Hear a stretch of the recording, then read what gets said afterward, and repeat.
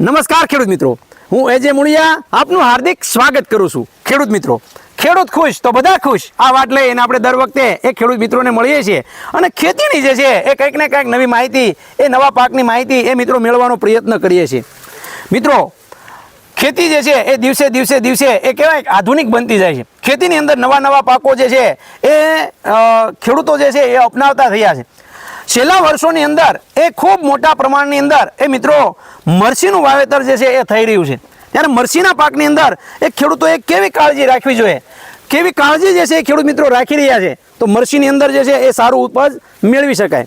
ત્યારે સૌ પ્રથમ જે છે એ મિત્રો જ્યારે આપણે ખેડૂતોને ભલામણ કરતા હોઈએ છીએ કે આ ભલામણો જે છે એ પ્રમાણે ખેડૂત મિત્રોએ જે છે એ એના મરચીના પાકની અંદર જે એ ઉપયોગ કરવામાં આવે છે પ્રોડક્ટનો, તો એનાથી કેવા રિઝલ્ટ મળે છે એ ખેડૂતના મોઢેથી જ મિત્રો આપણે સાંભળવાનો પ્રયત્ન કરીએ.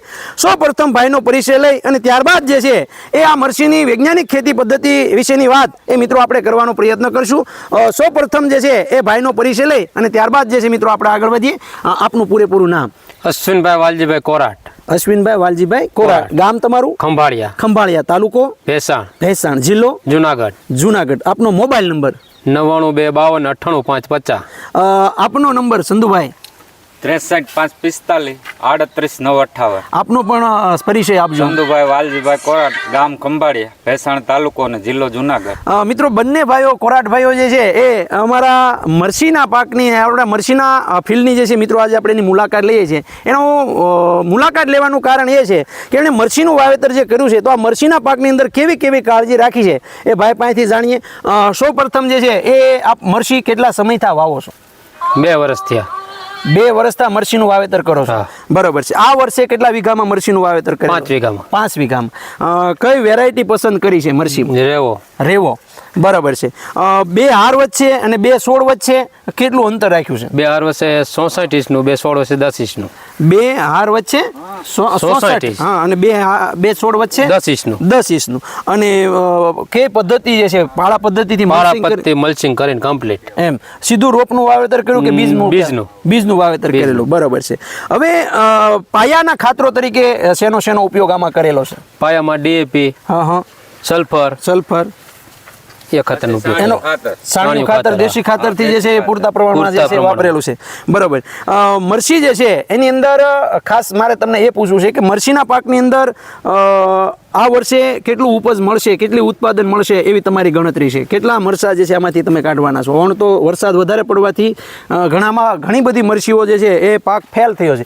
ત્યારે આપણા ખેતરની અંદર એ આવા સરસ મજાના મરચા છે, એની પાછળનું કારણ શું? તમે કોને કારણ આનું ઓલું માનો છો?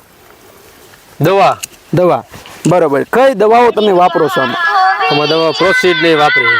પ્રોસીડ, હા, ગબ્બર, જીગરી, હા. બરોબર છે. વરદાન પ્લસ 3 વાર સાઈટો ઉપર છટકાવ ફાલ માટે.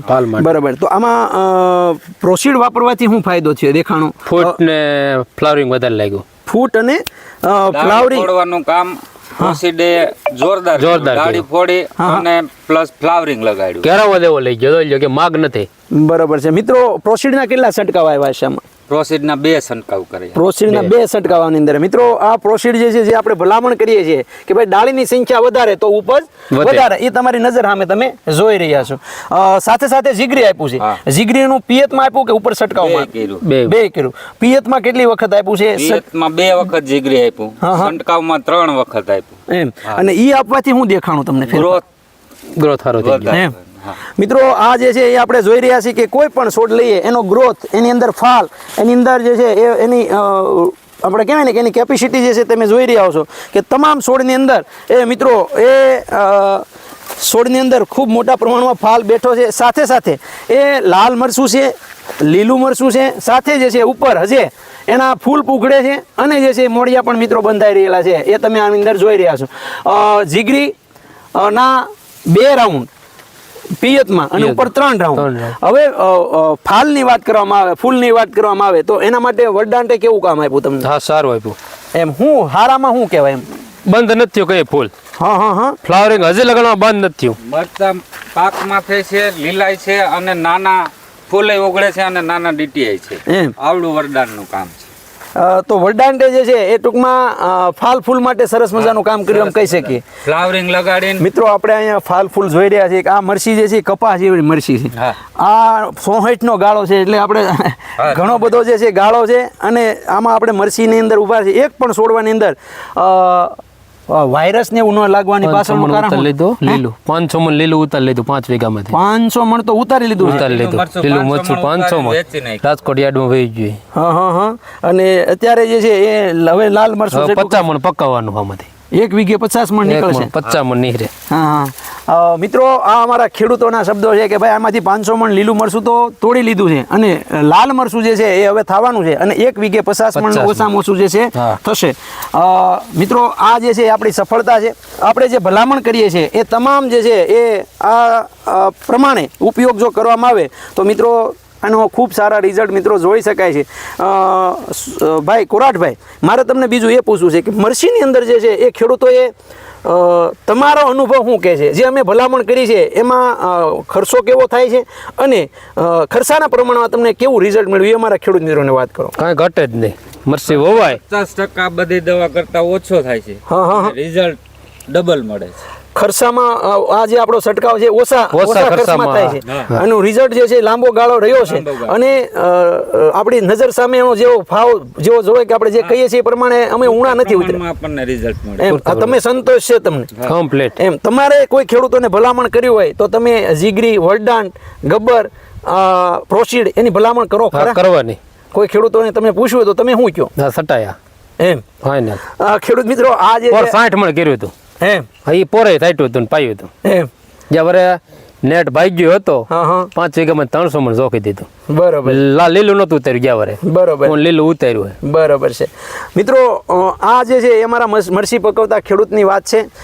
મરસીની અંદર જે છે એ મિત્રો જો આવી કાળજી રાખવામાં આવે તો ચોક્કસ જે છે બેનિફિટ થાય.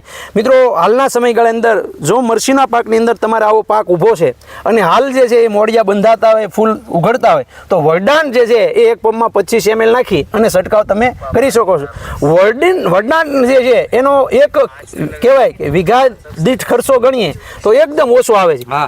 30 રૂપિયાનો પંપ થાય અને વીઘે 3 પંપ છંટકાવ કરીએ તો 90 રૂપિયાનો છે. તો 90 રૂપિયાની અંદર મિત્રો એવા 2 છંટકાવ કરીએ તો 180 રૂપિયાનો ખાય. આમાં 3 છંટકાવ આવ્યા છે તો કદાચ જે છે એ તમે ગણો તો એને 270 રૂપિયાનો ખર્ચો થાય. 270 સામે 3 ગણો ફાયદો મળે. મિત્રો આ જે છે એ આપણા સફળતાની વાત છે. તો આપ પણ જે છે મરસીનું વાવેતર કર્યું હોય તો ચોક્કસ જે છે એ મિત્રો કોઈ પણ પાકની અંદર જે તમે વરદાન જે છે એનો ઉપયોગ જે છે કરી શકો છો. વાયરસ જે છે એ ન લાગે એના માટે ગબ્બર એક પંપમાં 5 ml નાખીને તમે છંટકાવ કરી શકો છો. સાથે સાથે મિત્રો વૃદ્ધિ માટે, ફાલ માટે એ તમે આપણે વાત કરીને કે ભાઈ જીગરીનો છે કે પ્રોસીડનો ઉપયોગ તમે કરી શકો છો. કોરાટભાઈ, અમારા ખેડૂત મિત્રો માટે આપણે ખૂબ સરસ મજાની માહિતી આપવા બદલ હું એ જે મૂળિયા આપનો ખૂબ ખૂબ આભાર માનું છું. મિત્રો આપનો હેલ્પલાઇન નંબર જે છે એ આપ બોલો, આપનો નંબર બોલો. 63 545 63 545 958. ફરી વાર 63 545 38 958. 38 958. મિત્રો આ ભેસાણ આજુબાજુના જે છે એ વિસ્તારના ખેડૂત મિત્રો માટે તમે હેલ્પલાઇન નંબર જે છે એ બોલો. 9231 389. આ નંબર પર મિત્રો ફોન કરીને ગુજરાતના કોઈ પણ ખૂણા ઉપર, કોઈ પણ તાલુકાની અંદર એ તમે આ પ્રોડક્ટ જે છે એ મેળવી શકો છો. ઓનલાઈન પણ મેળવી શકો છો અથવા તો કઈ જગ્યાએ મળશે એ. ખેડૂત મિત્રો, ખેડૂત ખુશ તો બધા ખુશ. આભાર.